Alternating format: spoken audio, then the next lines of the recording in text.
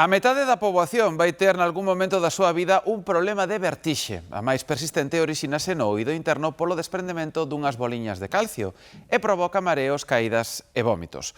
Un ensaio clínico de científicos galegos en que participan físicos e matemáticos da USC abre agora novas posibilidades de tratamento. E agora, as pernas para dentro. Esta paciente con vertixe posicional é unha das participantes do ensaio clínico que está dando resultados prometedores, especialmente a doentes que non responden ben ao tratamento convencional.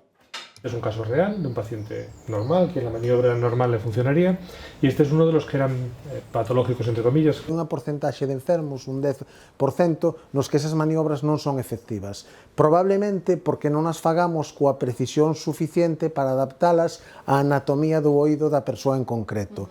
Porque hai anatomías máis particulares. Desde o punto de vista dun físico, o problema vese como xeometría e dinámica de fluidos. Cando as canles que temos no oído son menos convencionais, a secuencia de manobras para sacar dos conductos as boliñas de calcio que provocan a vertixe ten que partir dunha medición máis exacta. Hay que hacer un giro diferente, porque si no el paciente no sacas las bolitas. Porque su geometría es distinta de la normal. En vez de estar los tres canales en las tres direcciones del espacio, pues tiene una geometría diferente.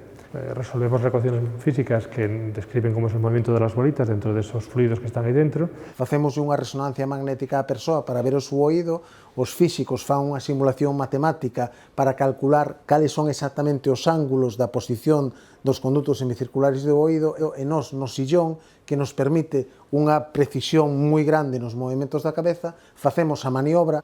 Unhas manobras que levan detrás millóns de ecuacións, cálculos algorítmicos individualizados para cada paciente que usan intelixencia artificial e que están conseguindo taxas de rehabilitación da vertixe próximas ao 100%.